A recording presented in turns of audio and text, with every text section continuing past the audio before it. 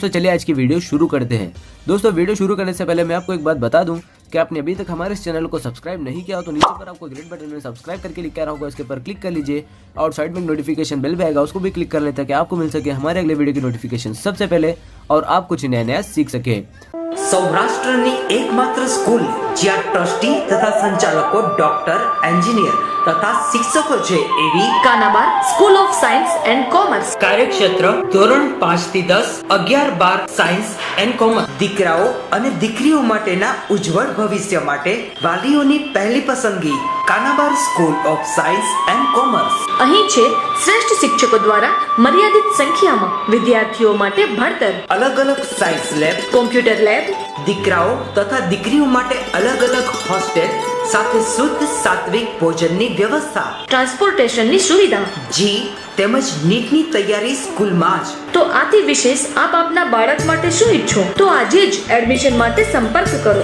Unit 1 Kanabar school of science and commerce, ખામરોડ ચોકડી, Junagadh bypass, Junagadh. Unit 2 main post ઓફિસની પાછળ શ્યામ વિદ્યાલય, સરકારી ગોડાઉન પાસે, ગાંધીગ્રામ, જુનાગઢ।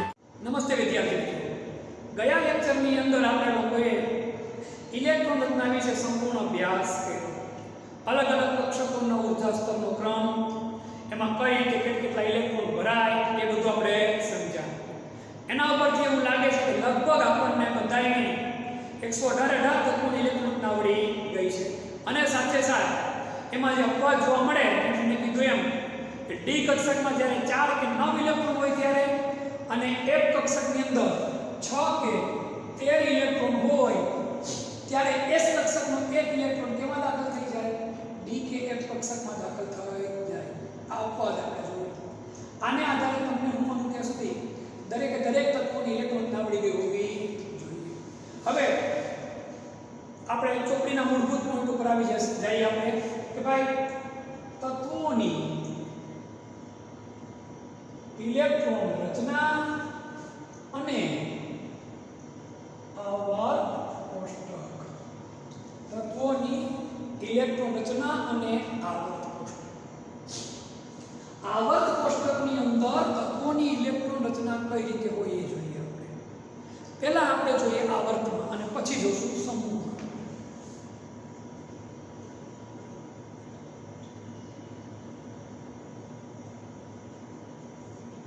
આવર્તમાં ઇલેક્ટ્રોનને જોઈએ આપણે તો કુલ આવર્ત કેટલા છે આપણી પાસે? તો કે 7 1 2 3 4 5 6 અને 7 કેટલા આવર્ત છે? 7 આવર્ત। પહેલા આવર્તમાં માત્ર કેટલા તત્વો છે? 2 તત્વો। કેટલા? કુલ આવર્ત કેટલા? તો કે 7। એમાં પહેલા આવર્તમાં કેટલા તત્વો છે? તો કે 2।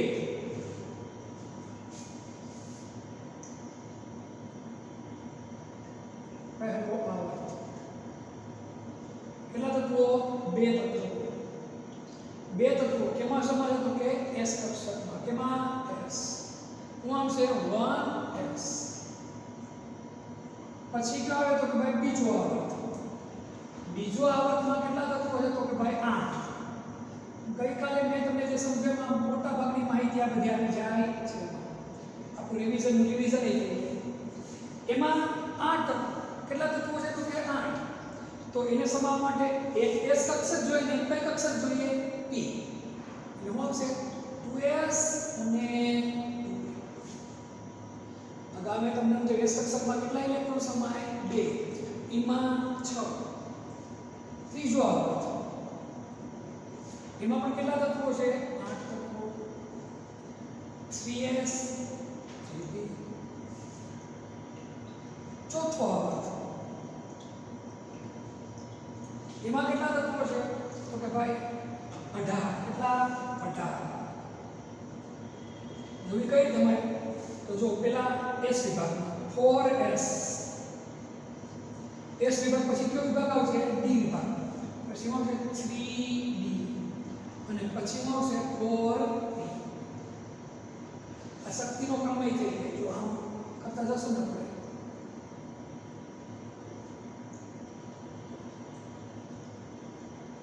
आप शक्ति नो क्रम बनी जैसे जो जो તમે પાંચમો આવર્ત એમાં પણ કેટલા તત્વો છે? 18 તત્વો આ રીતે યાદ રાખો તો કોઈ ભૂલ જ ન પડે પેલા કોણ આવશે s વિભાગ 5s પછી કોણ આવશે તો કે ભાઈ 4d કોણ આવશે 4e પછી કોણ આવશે તો કે 5e પછી કયો આવત આવે છઠ્ઠો આવત એમાં કેટલા તત્વો છે 32 તત્વો કેટલા તત્વો છે 32 તત્વો તો પહેલા શું આવશે 6s પછી શું આવશે આ f વિભાગ 4f જો 58 થી ચાલુ થાય છે પછી શું આવશે કે ભાઈ 5d પછી શું આવશે 6e સાતમા વર્ગમાં આવી આપણે એમાં કેટલા તત્વો છે 32 તત્વો 7s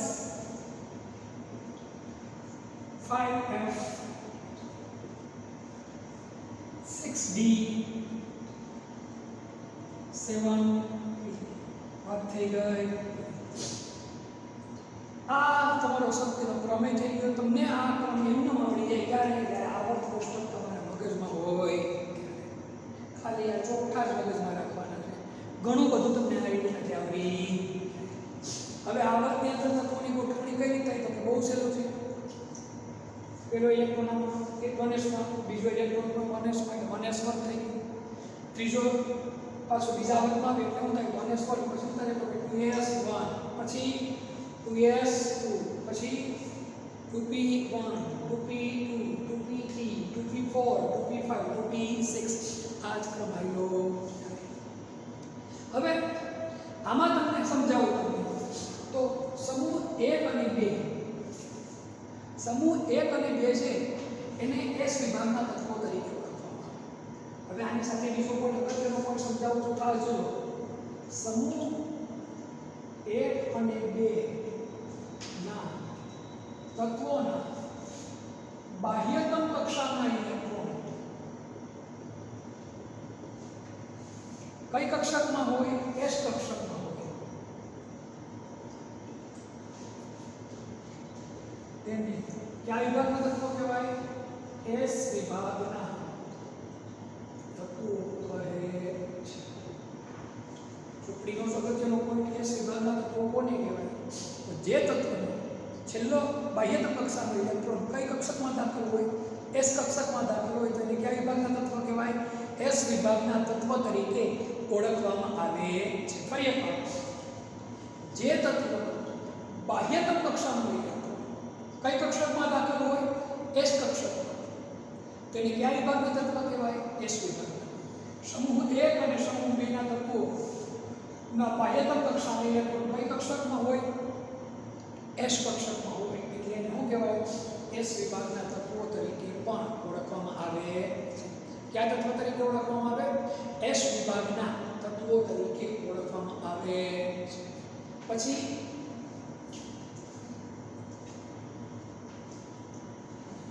અને સ્ક્રીનશોટ લેવો એટલે કે આ રીતે કામ કરવું તમારે વધારે સહેલું પડશે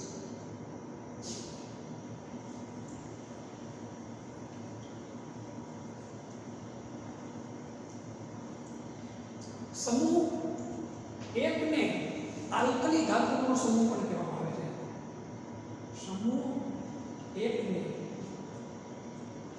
આલ્કલી ધાતુ તત્વો તરીકે પણ ઓળખવામાં આવે છે કયા તત્વો તરીકે ઓળખવામાં આવે આલ્કલી ધાતુ તત્વો હાઇડ્રોજન એ અપવાદ ગણવાનો છે લિથિયમ સોડિયમ પોટેશિયમ રુબિડિયમ સિલિયમ ફ્રેન્સિયમ એ બધા કેવા કહેવાય તો કે આલ્કલી ધાતુ ફ્રેન્સિયમ રેડિયેશન છે આલ્કલી ધાતુ તત્વો શું કામ કહેવાય કારણ કે એના જે તમે ઓક્સાઇડના દ્રાવણ બનાવો તો દ્રાવણ કેવા હોય આલ્કલી એટલે કે બેઝિક હોય એટલા માટે સમૂહ 2 ના તત્વોને આલ્કલાઇન અર્થ ધાતુ તત્વો તરીકે ઓળખવામાં આવે છે ક્યાં નામે આલ્કલાઇન અર્ધધાતુ તત્વો તરીકે ઓળખવામાં સમૂહ 2 ના તત્વોને આલ્કલાઇન અર્ધધાતુ તરીકે પણ ઓળખવામાં આવે છે. આ તે સમૂહ 1 અને 2 ની વાત. એને કયા વિભાગના તત્વો તરીકે પણ ઓળખવામાં આવે તો કે ભાઈ S વિભાગના. કયા વિભાગના તત્વો તરીકે ઓળખવામાં આવે? S વિભાગના. હવે આ તત્વોની એક ખાસિયત બીજી છે સમૂહ પ્રમાણે. મેં આવર્તમાં ઇલેક્ટ્રોનના કીધા હવે તમે સમૂહમાં સમજાવું છું સાથે સાથે. સમૂહમાં છેલ્લી કક્ષામાં ઇલેક્ટ્રોન સમાન જ હોય. પેલો સમૂહ તો બધામાં છેલ્લે કેટલા ઇલેક્ટ્રોન હોય? 1 જ. બીજો સમૂહ તો બધામાં કેટલા ઇલેક્ટ્રોન હોય? તો કે 2 જ હોય. કઈ રીતે? તો જો તમે હાઇડ્રોજન પહોંચી શકતા પણ આપણે હાઇડ્રોજન લખીએ 1s lithium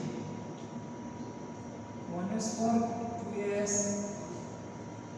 sodium and 1s for 2s for 56 3s potassium के 19 1s for 2s for 56 3s for 3p6 4s 1 rubidium Rb 1s for 2s for 56 3s for 3p6 4s for 3d10 4p6 5s 1 cesium 55 2 8 8 18 54 ને 55 નામ યાદ રાખવાનું 1s for 2s for 2p6 3s for 3p6 4s for 3d10 4p6 5s for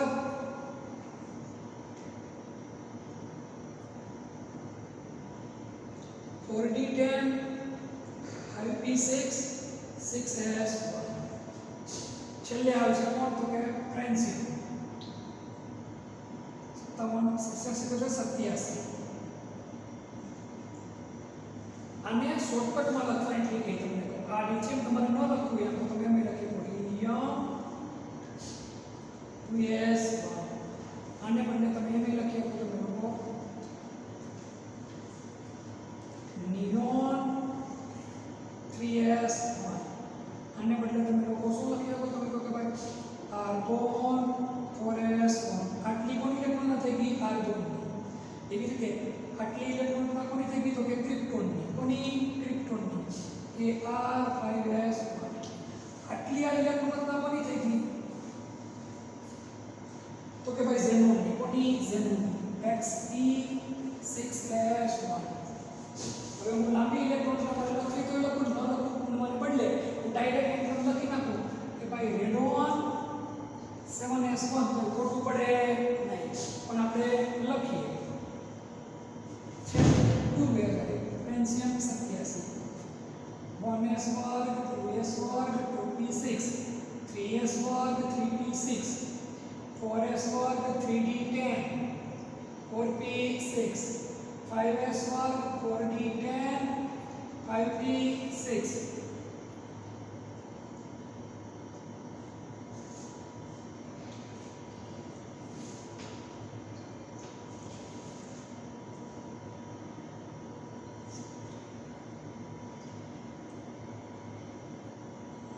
5p6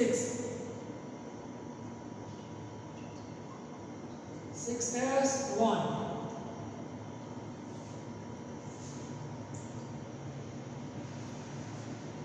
6s1 4f14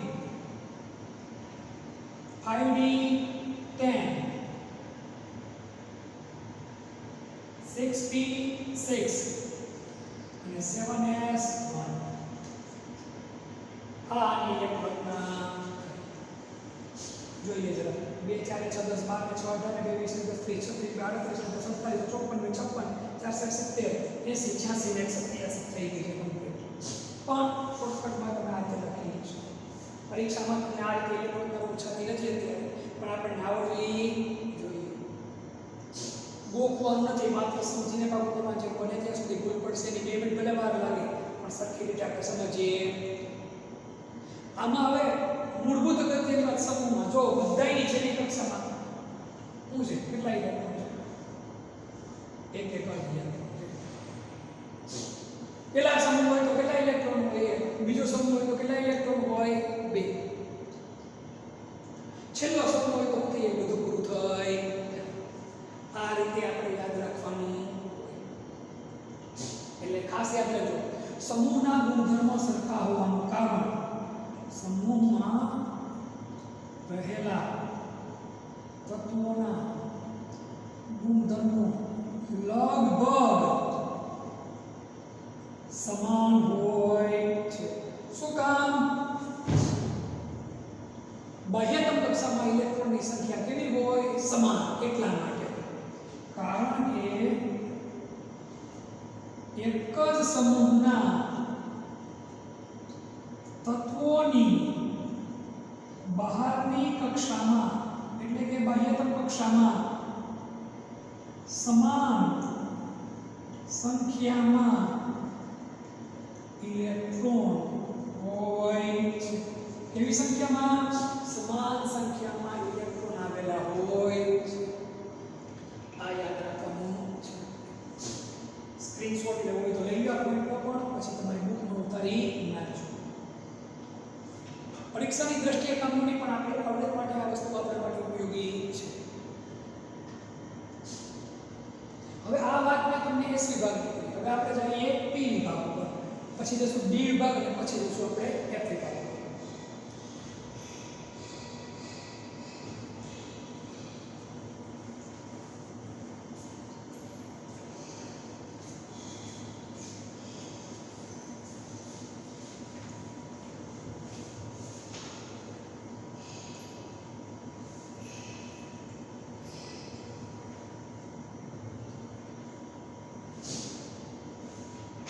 S વિભાગમાં હવે આવે છે કયો વિભાગ? તો કે ભાઈ P વિભાગ.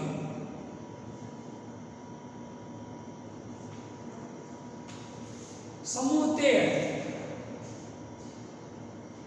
થી સમૂહ 18. સમૂહ 13 થી સમૂહ 18 સુધીના તત્વોને क्या तत्वों कहेवाय? P विभागना तत्वों तरीके ओळखवामां आवे छे. समूह 13 થી समूह 18 સુધીના તત્વોને क्या तत्वों कहेवाय? तो કે P વિભાગના તત્વો તરીકે ઓળખવામાં આવે છે. શું કામ?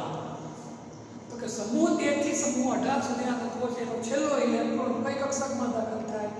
P કક્ષકમાં. માટે એને કયા વિભાગના તત્વો કહેવાય? P વિભાગના તત્વો. જે તત્વો બાહ્યતમ ઇલેક્ટ્રોન અથવા તો છેલ્લો ઇલેક્ટ્રોન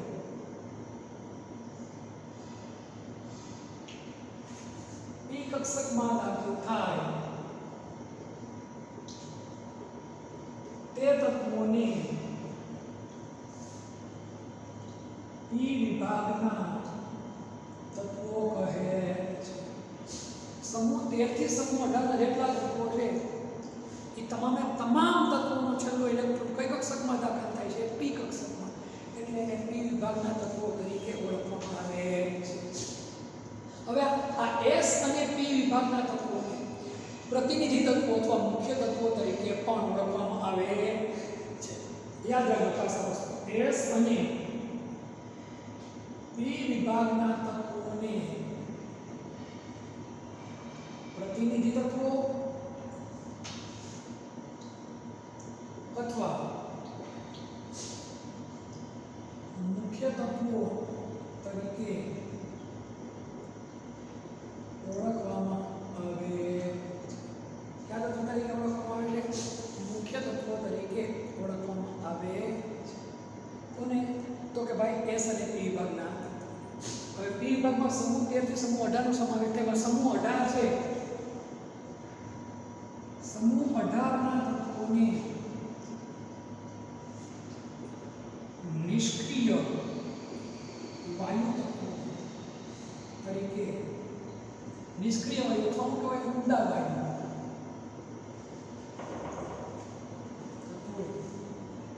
તરીકે ઓળખવામાં આવે છે. કારણ કે એની બાહ્યતમ કક્ષા એટલે છેલ્લી કક્ષા સંપૂર્ણ ભરાઈ ગઈ હોય. સહેલાઈથી આ કોઈ હારે પ્રક્રિયા કરતા નથી અને નિષ્ક્રિય વાયુ તત્વો તરીકે પણ ઓળખવામાં આવે છે. સમૂહ 18 ના તત્વો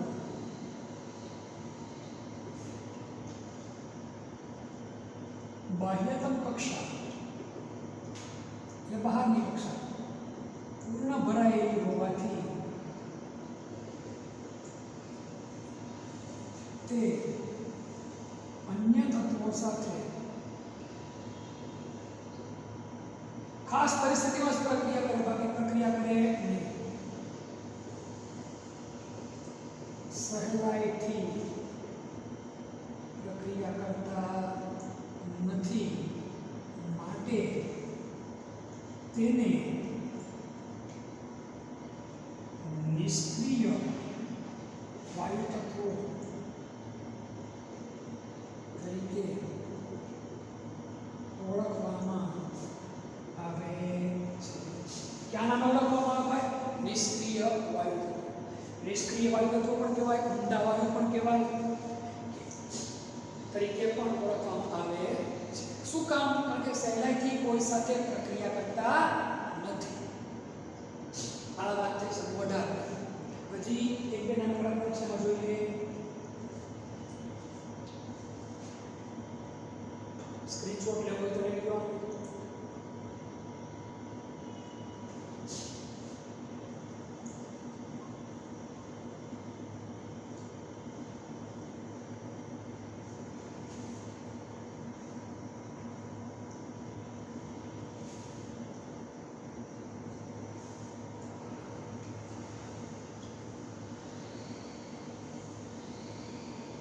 હવે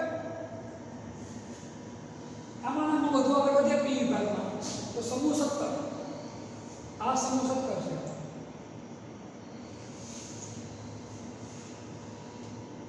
સમૂહ 17 ના તત્વોને હેલોજન સમૂહ તરીકે હેલોજન સમૂહ એટલે સમૂહ છે X સમૂહ. કયો સમૂહ કહેવાય? X સમૂહ તરીકે ઓળખવામાં આવે છે. ફ્લોરિન, ક્લોરિન, બ્રોમિન, આયોડિન આ બધા કેમાં આવે? તો હેલોજન. એમાં સમાવેશ થાય હેલોજન. નામ યાદ રાખવાનું છે. સમૂહ 16 શરૂઆત ઓક્સિજન ની થાય. ઓક્સિજન સમૂહ પણ કહેવાય. સમૂહ 16 ના તત્વોને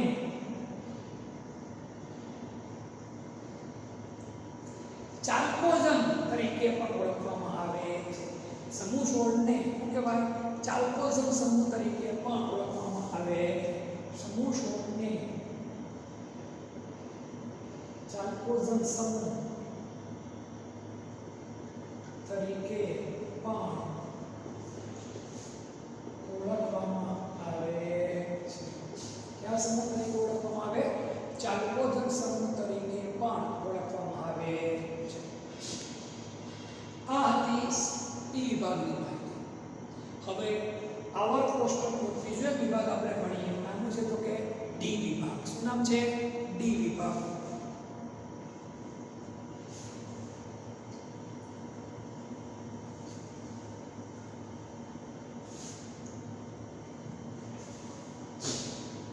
હવે વધુ એક આપણો અગત્યનો પોઈન્ટ છે ડી વિભાગના તત્વો. ડી વિભાગ કયો કે ડી બ્લોક કયો? વધુ એક ડી વિભાગના તત્વો. તો જે તત્વોનો બાહ્યતમ ઇલેક્ટ્રોન એટલે કે છેલ્લો ઇલેક્ટ્રોન કઈ કક્ષકમાં દાખલ થાય? તો કે ડી કક્ષકમાં દાખલ થાય તેવા તત્વોને ડી વિભાગના તત્વો તરીકે ઓળખવામાં આવે છે. જે તત્વોનો બાહ્યતમ ઇલેક્ટ્રોન એટલે કે છેલ્લો ઇલેક્ટ્રોન ડી કક્ષકમાં દાખલ થાય તેવા તત્વોને કયા તત્વો કહેવાય? ડી વિભાગના તત્વો તરીકે ઓળખવામાં આવે છે. સમૂહ 3 થી લઈ અને સમૂહ 12 સમૂહ 3 થી લઈ અને સમૂહ 12 સુધીના તત્વોને સમૂહ 3 થી સમૂહ 12 સુધીના તત્વોને કયા તત્વો કહેવાય? ડી વિભાગના તત્વો તરીકે ઓળખવામાં આવે છે. ડી વિભાગના તત્વો છે આ તત્વો એ રંગીન આયનો આપે. કેવા આપે?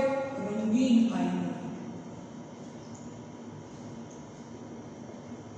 અસંખ્ય જોડાણ કરે માટે આ તત્વોને સંક્રાંતિ ધાતુ તત્વો તરીકે ઓળખવામાં આવે છે. કયા તત્વો તરીકે ઓળખવામાં આવે? તો કે સંક્રાંતિ ધાતુ તત્વો તરીકે ઓળખવામાં આવે છે. આ તત્વોના આ મોટા ભાગના કેવાય હોય છે? રંગીન હોય છે. કેવા? રંગીન. માટે આને સંક્રાંતિ ધાતુ તત્વો તરીકે પણ ઓળખવામાં આવે છે.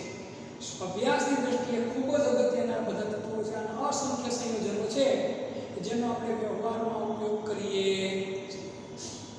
આ થઈ વિભાગની માહિતી. આની ઇલેક્ટ્રોન રચનાની આપણે શોર્ટકટમાં માહિતી ભણી શકીએ, પણ હું માનું ત્યાં સુધી એ આપણા માટે વધારે અગત્યની નથી. છતાં પણ તમને સમજાવી દઉં. એની ઇલેક્ટ્રોન રચના શોર્ટકટમાં તમને લોકોને આની ઇલેક્ટ્રોન રચના કહો તો n-1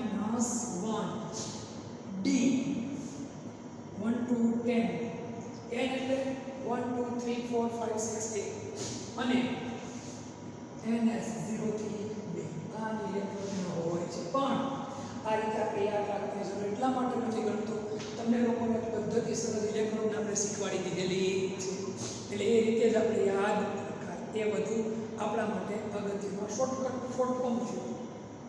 દાખલા તરીકે ચોથી 4s થી શરૂ થાય તો 4s 0 થી 2 4 - 1 એટલું થાય 3 d 1 2 પાંચમું હોય તો 5s 0 થી 2 5 - 1 = 4 d 1 2 10 આ રીતની આની ઇલેક્ટ્રોન હોય છે. આ થઈ ડી વિભાગના તત્વોની માહિતી. સ્ક્રીનશોટ લઈ લો. આના મેં તમને અપવાદ પણ કીધા હતા. 24મા નંબરના ક્રોમિયમથી અપવાદ ચાલતો, પછી કોણ તો 29મા નંબરનો કોપર. આમાં અપવાદ એ ચાલુ હોય. ત્યારબાદ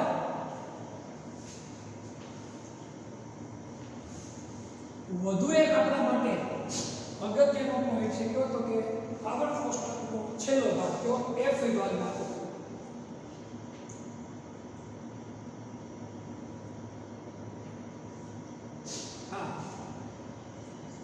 આને એફ વિભાગના તત્વો તરીકે ઓળખવામાં આવે છે. છઠ્ઠા અને સાતમા સમૂહમાં મેરા બહુમાં છઠ્ઠા સમૂહમાં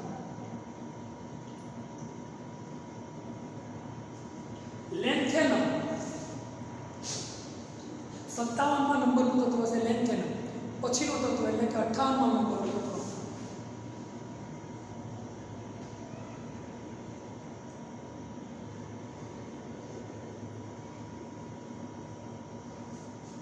સીરિયમ થી 58મા નંબરના તત્વથી 71મા નંબરના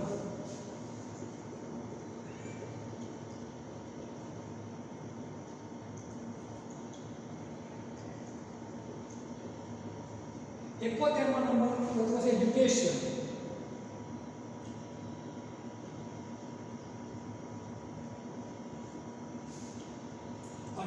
નંબરના સીરિયમથી 71મા નંબરનું તત્વ છે લ્યુટેશિયમ સુધીના તત્વોને શું કહેવાય? લેન્થેનોઇડ તત્વ અથવા શું કહેવાય? લેન્થેનોઇડ શ્રેણી. લેન્થેનોઇડ શ્રેણી તરીકે ઓળખવામાં આવે છે. એ રીતે સાતમા સમૂહમાં વાત કરીએ. કોની વાત કરીએ આપણે? સાતમા સમૂહ.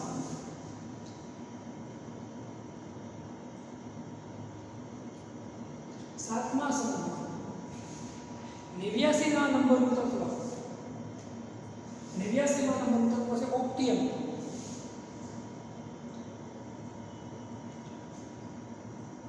પછી 90મા નંબરનું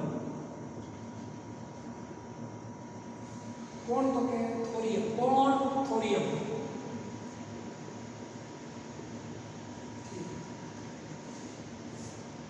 એકાવન, 52, 53, 54, 55,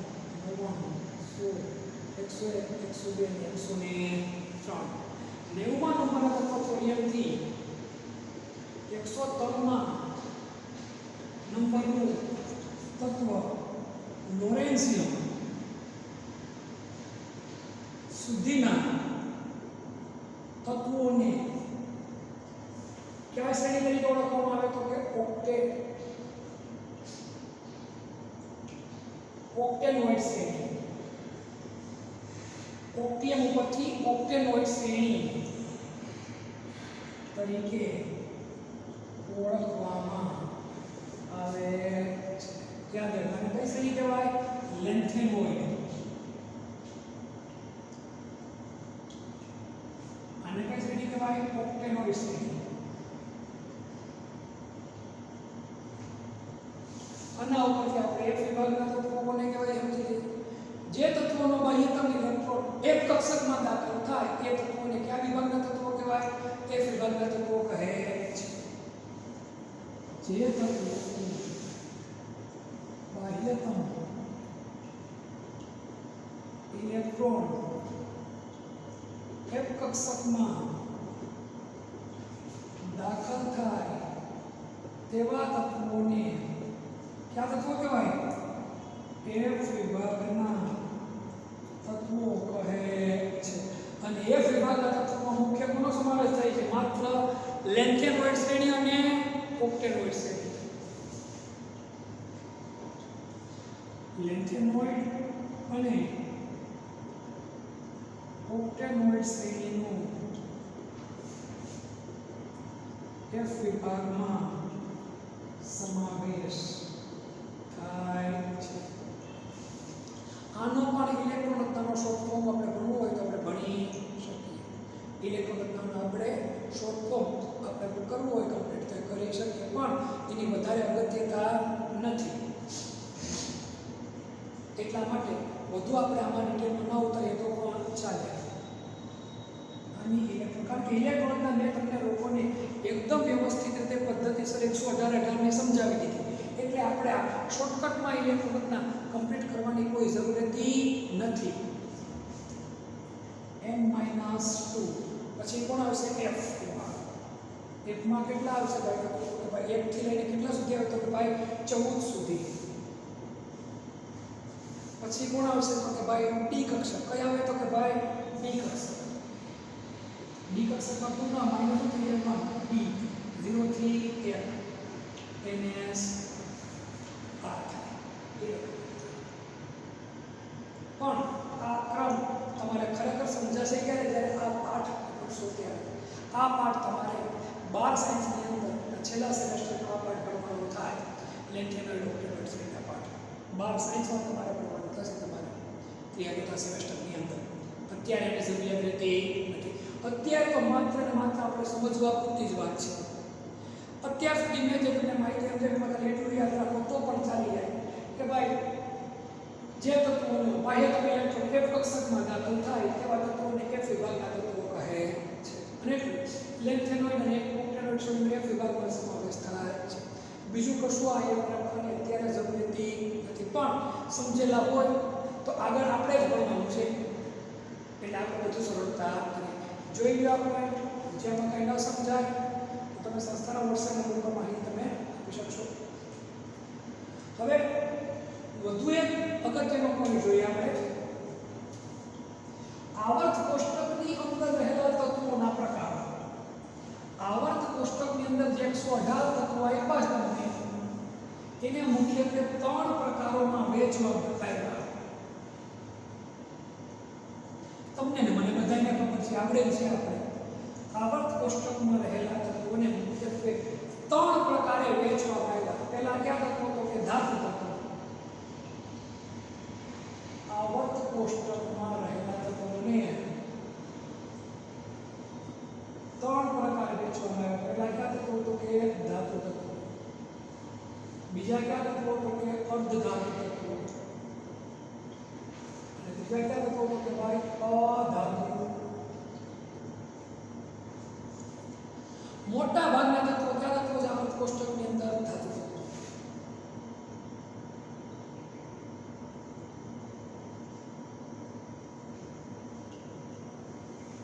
અર્ધધાતુ તત્વો કેવા છે? ખૂબ જ નહીવત. Silicon, germanium. જ્યારે અધાતુ તત્વોની સંખ્યા છે પણ કેવી છે? બહુ પ્રમાણમાં ઓછી, આશરે 32 જેટલા છે. કેટલા છે? લગભગ 32 જેટલા છે. હવે ધાતુ તત્વોની આપણને બધાને ખબર છે, જેની છેલ્લી કક્ષામાં 1, 2 કે 3 ઇલેક્ટ્રોન આવેલા હોય ધાતુ તત્વો આપણે કહેતા, આપણે નાના ધોરણમાં ભણેલા. પણ અહીંયા આપણે S વિભાગ, P વિભાગ, D વિભાગ, F વિભાગ, આ ત્રણેયના તત્વો તો ધાતુ તત્વો છે. પણ P વિભાગમાં પણ સમૂહ 13 ના તત્વો કેવા તત્વો છે? ધાતુ તત્વો. સમૂહ 14 માં પણ અમુક તત્વો કેવા તત્વો છે? ધાતુ તત્વો છે. ધાતુ તત્વોના ગુણધર્મો આપણે ખબર છે, એને ટીપી શકાય. P વિભાગમાં પણ સમૂહ 13 અને સમૂહ 14 ના અમુક તત્વો કેવા તત્વો છે? ધાતુ તત્વો છે. એને ટીપી શકાય. ખેંચીને શું કરી શકાય? તાર બનાવી શકાય. ગલન બિંદુ અને ઉત્કલન બિંદુ કેવા હોય? ઊંચા.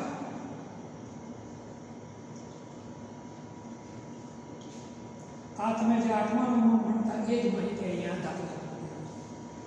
વિદ્યુતના કેવા હોય? વિદ્યુત અને ઉષ્માના સુવાહક.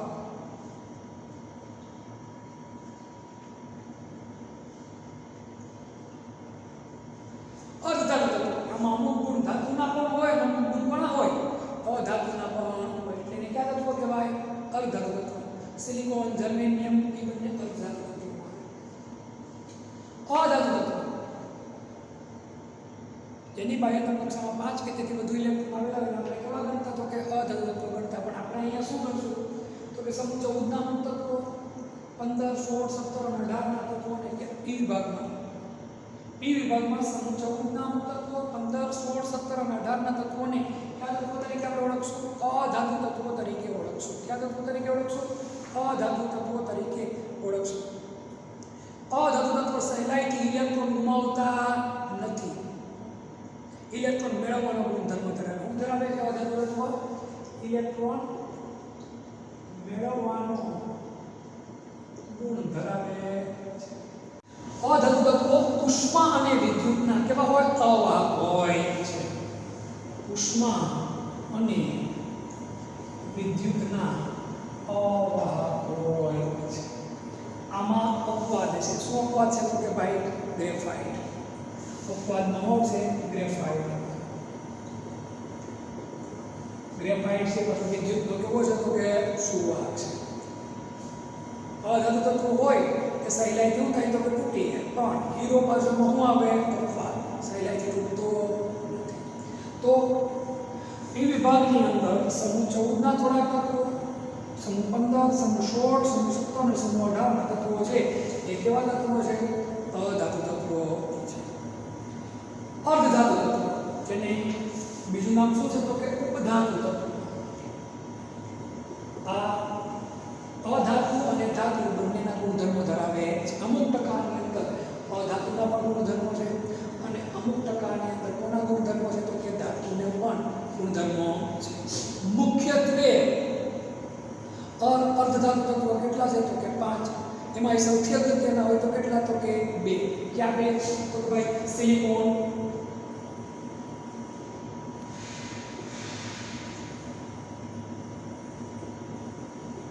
બીજો કોણ? તો કે ભાઈ જર્મેનિયમ. આ 2 સૌથી વધારે અગત્યના અર્ધધાતુ તત્વો છે. વ્યવહારમાં સૌથી વધુ ઉપયોગી હોય તો આ બંને વધારે ઉપયોગી વ્યવહારમાં. આ સિવાય આર્સેનિક, એન્ટીમની,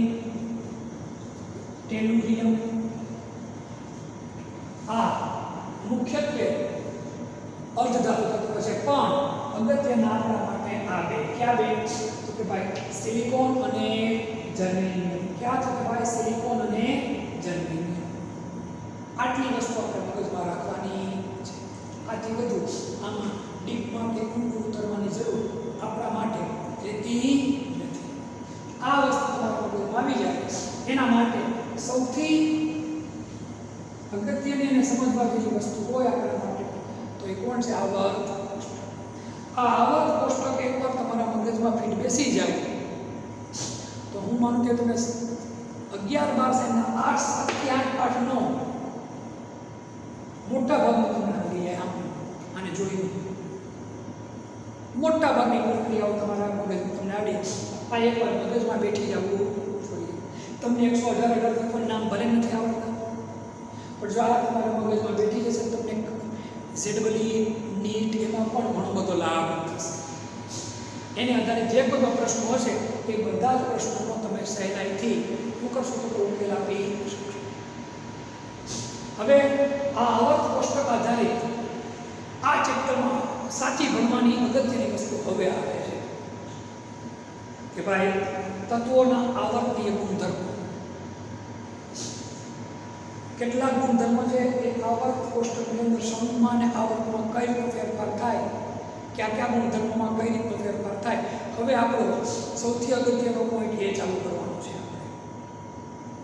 એ પોઈન્ટ આપણા માટે ખૂબ જ મહત્વનો અને ખૂબ જ અગત્યનો છે, જે પોઈન્ટ આપણે લોકો નેક્સ્ટ લેક્ચરમાં ચાલુ કરશું.